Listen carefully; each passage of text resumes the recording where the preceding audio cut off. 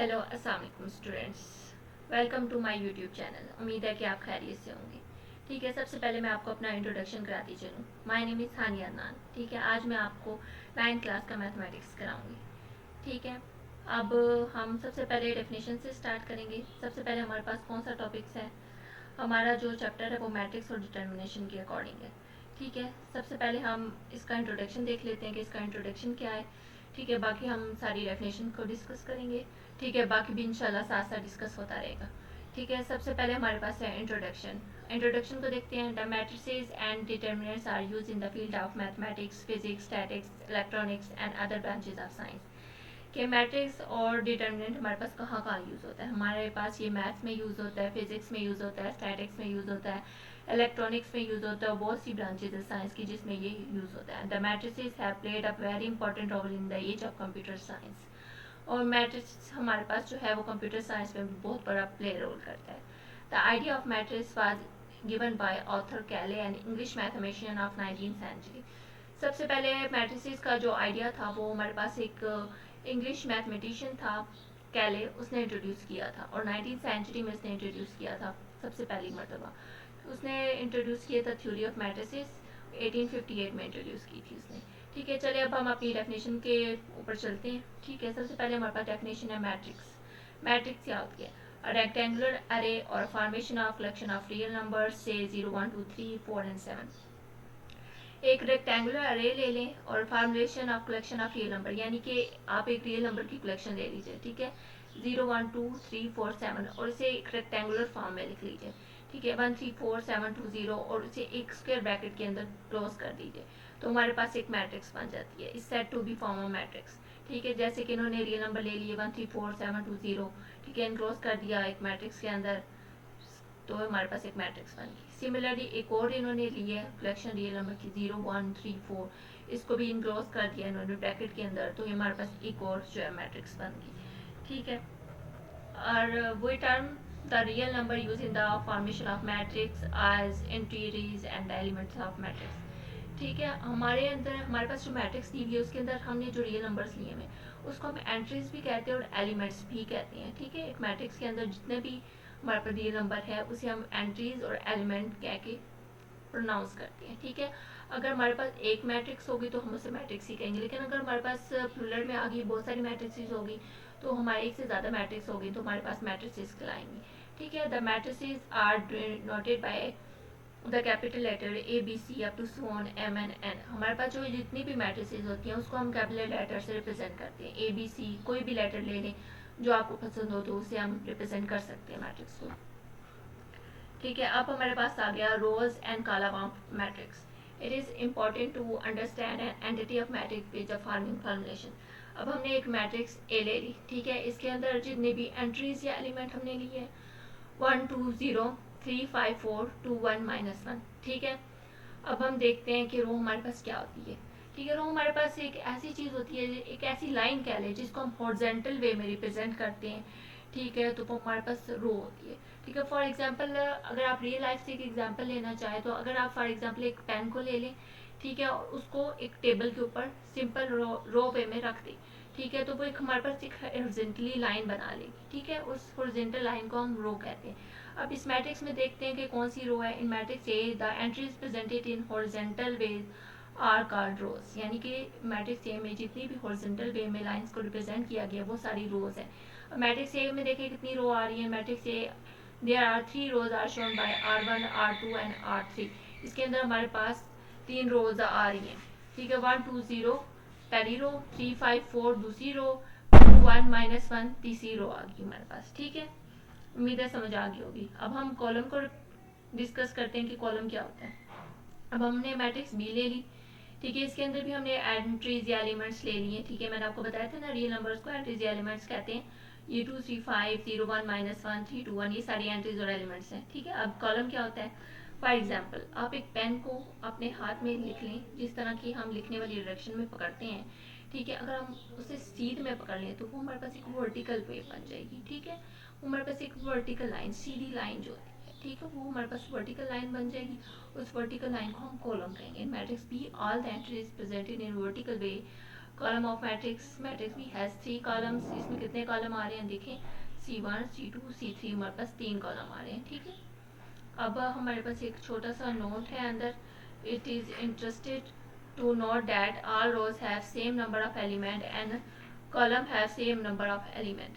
हम कहते हैं कि जितने भी हमारे पास रोज होती हैं उसके अंदर सेम नंबर ऑफ एलिमेंट होते हैं, और कॉलम जो है वो भी सेम नंबर ऑफ एलिमेंट होते हैं दोनों के। लेकिन जो नंबर ऑफ एलिमेंट रो ए रोज में होते हैं वो, और जो दूसरे जो कॉलम्स में होते हैं वो कभी कभार सेम नहीं भी हो सकते, कभी कभार तो सेम हो सकते हैं, ठीक है। उनके ऑर्डर जितने ए मैट्रिक्स ए में उतने ही मैट्रिक्स बी में भी हो सकते हैं, लेकिन कभी कभी ऐसे भी होता है कि जितने मैट्रिक्स ए में उतने मैट्रिक्स बी में ना भी हों, ठीक है। अब हमारे पास अगला टॉपिक आ गया ऑर्डर ऑफ मैट्रिक्स। ऑर्डर क्या होता है, the number of rose and columns in a matrix specified it's order, कि हम एक मैट्रिक्स को जो है वो उसके ऑर्डर से स्पेसिफाई करते हैं, ठीक है। इफ अ मैट्रिक्स एम, हमारे पास एक मैट्रिक्स ले ली एम, अगर हमने इसके ऑर्डर को रिप्रेजेंट करना है तो हम इसे कहेंगे इसके अंदर एम रोज और एन कॉलम्स है, then M is said to be the order M by N, तो हम कहेंगे मैट्रिक्स एम का ऑर्डर है M by N. For example हमने एक मैट्रिक्स एम ले ली, ठीक है, और इसके अंदर एंट्रीज ले ली 1 2 3 1 0 2, ठीक है, उसे एक ब्रैकेट के अंदर एनक्लोज कर दिया, ठीक है, बन के। अब मैंने आपको बताया था कि अब यहाँ पे जो रोज को रिप्रेजेंट किए जा रहे हैं ना वो एम से किया जा रहा है, और जो हमारे पास कॉलम को रिप्रेजेंट किया जा रहा है ना वो एन से रिप्रेजेंट किया जा रहा है, ठीक है। अब इसमें देखिए इसमें कितनी रोज हैं, रो बाय कॉलम। ऑर्डर क्या होता है, रो बाय कॉलम, जितनी रोज होंगी, ठीक है, बाय उसके कॉलम। अब इसके अंदर कितनी रोज है, इसके अंदर 2 रोज हमारे पास आ रही है, और इसके पास हमारे पास 3 कॉलम्स आ रहे हैं, ठीक है। तो इसका ऑर्डर हो गया 2 बाय 3 का, ठीक है। उसके बाद हमारा हमने एक और मैट्रिक्स ले ली एन, ठीक है। इसका ऑर्डर देखिए इसके अंदर कितनी रोज आ रही हैं, इसके अंदर 3 रोज आ रही हैं और 3 ही कॉलम आ रही है, तो इसका ऑर्डर हो गया 3 बाय 3 का।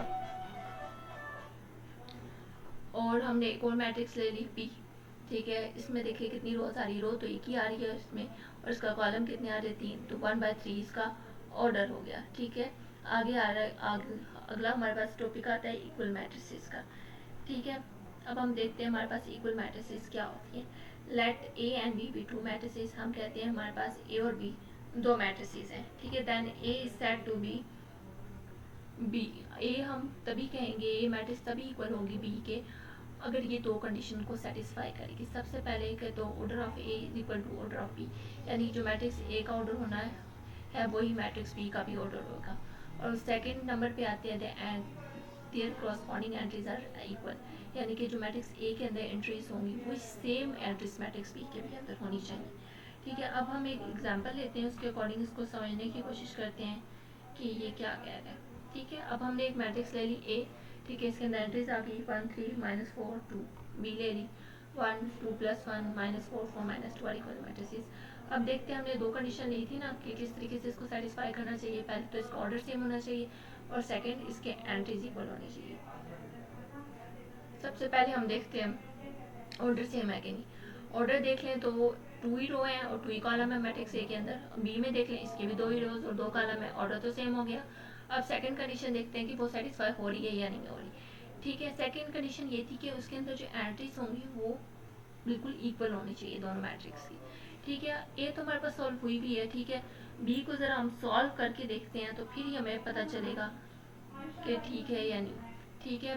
बी में 1 तो इक्वल 1 के ही हो गया तो 1 ही लिखा जाएगा, ठीक है। 2 + 1 क्या हो गया हमारे पास 3 हो गया, ठीक है। -4 तो ऐसे ही लिखा जाएगा हमारे पास,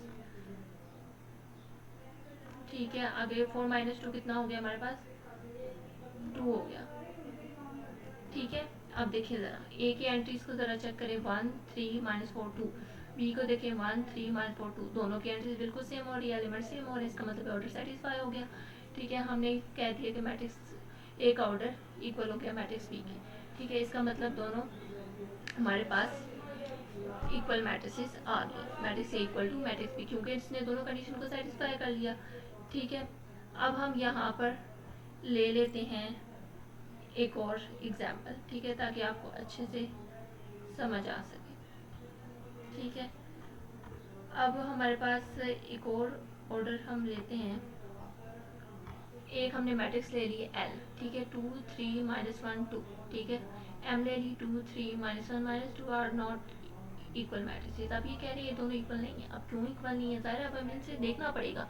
हम इसे देखेंगे तो ही पता चलेगा कि क्यों इक्वल नहीं है, बेवजह क्या है इसकी। ठीक है, हमारे पास दो कंडीशन होती हैं, पहले तो इनके ऑर्डर सेम होने चाहिए, फिर दूसरी ये होती है कि इसकी एंट्रीज हमारे पास इक्वल होने चाहिए। अब ऑर्डर देख लेते हैं, 2 रोज आ रही हैं और 2 ही कॉलम आ रहे हैं। ठीक है, 2 ही रो आ रही हैं, 2 ही कॉलम आ रहे हैं। ठीक है, तो ऑर्डर बिल्कुल सेम हो गया। ठीक है, पहली कंडीशन सेटिस्फाई होगी। सेकंड कंडीशन देखते हैं, एंट्रीज सेम होनी चाहिए, 2 2। ठीक है, 3 3, ये भी ऑर्डर ठीक है। -1 ये भी ऑर्डर भी ठीक है।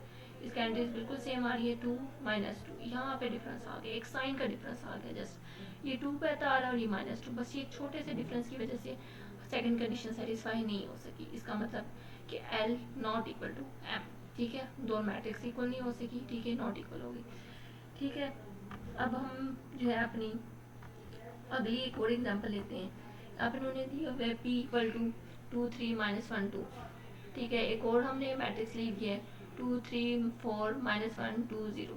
ठीक है, अब ऑर्डर देखते हैं, दो ही कंडीशन होती है, पहले ऑर्डर को सेटिस्फाई, सेकंड पे एंट्रीज देखनी होती है सेम है कि नहीं। ठीक है, पहला ऑर्डर हम देख लेते हैं, इसके अंदर कितनी रोज आ रही हैं, 2 रोज और 2 कॉलम आ रहे हैं, 2 बाई 2 ऑर्डर हो गया।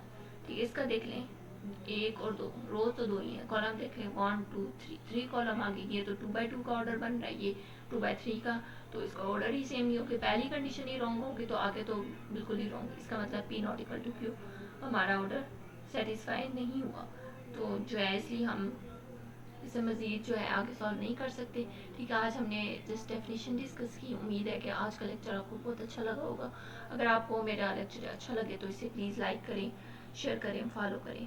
ठीक है, सब्सक्राइब लाजमी कीजिएगा। ठीक है, थैंक यू सो मच। अल्लाह हाफिज़।